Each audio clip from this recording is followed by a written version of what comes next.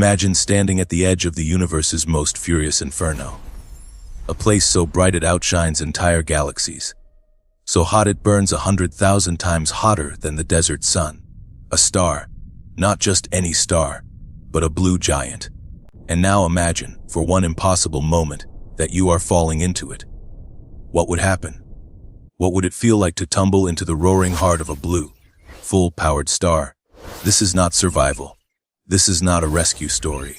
This is the end, written in fire, plasma, and light itself. First, let's understand what we're facing. Blue stars are the titans of the cosmos.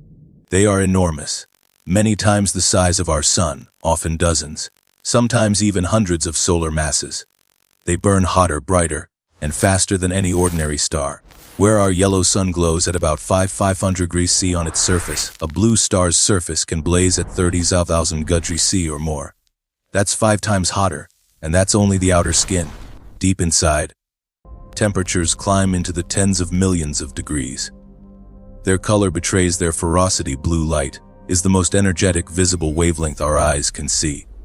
To glow blue means this star is not just alive. It is burning at maximum intensity.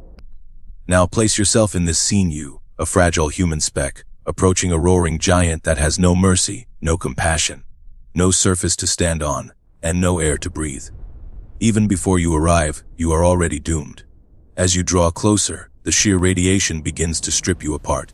The ultraviolet light alone is so fierce it would tear DNA like paper. Your skin would blister instantly, boiling in seconds. But this isn't just heat. This is a storm of cosmic violence, gamma rays, X-rays.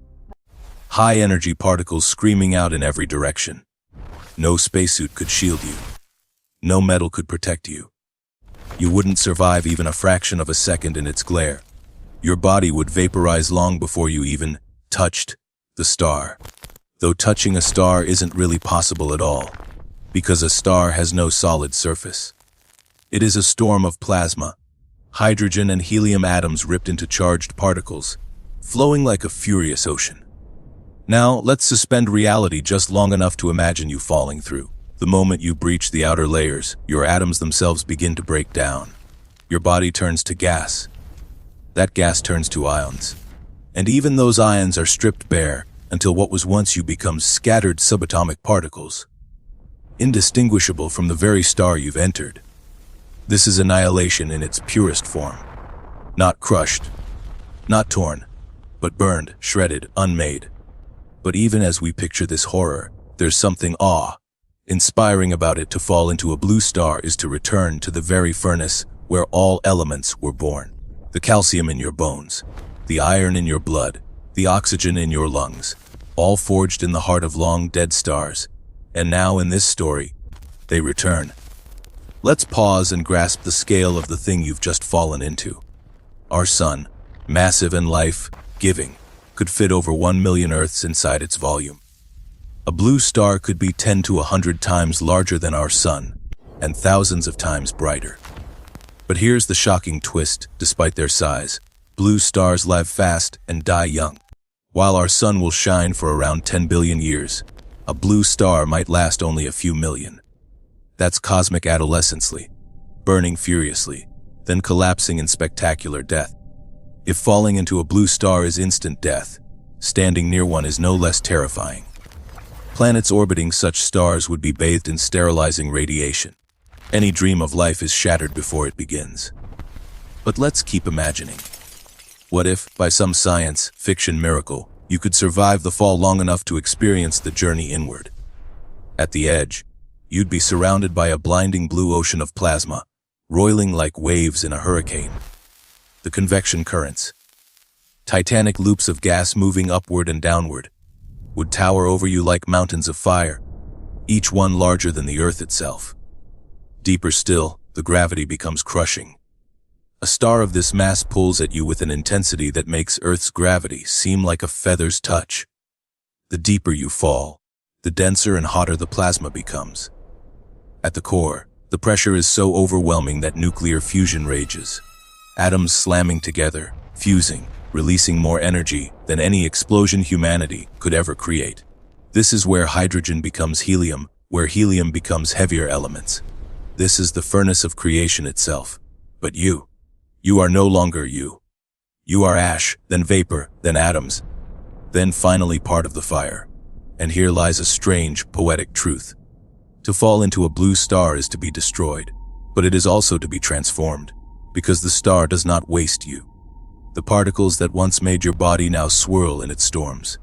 In time, when the blue star dies, exploding in a violent supernova, those particles scatter back into the cosmos, and from that debris, new worlds may form, new suns may ignite, perhaps even new life may one day breathe again, carrying a trace of what you once were.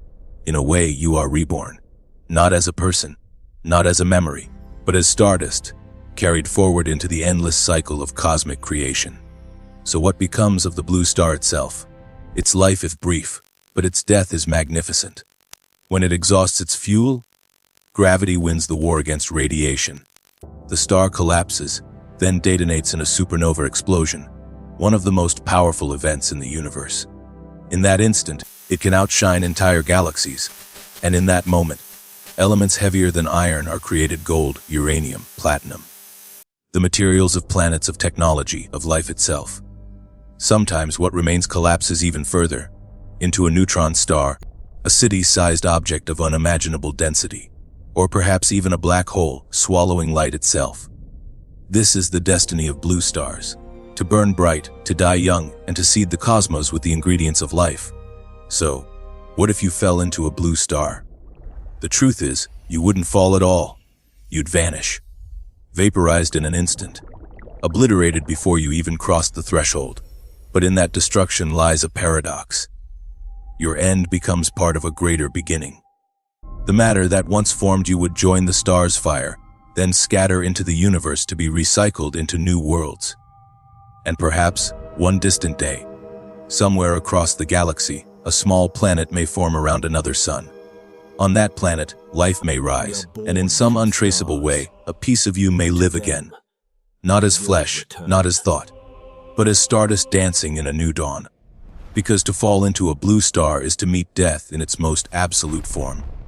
But it is also to glimpse the truth of existence, that we are born from stars. We live because of stars, and one day we will return to them.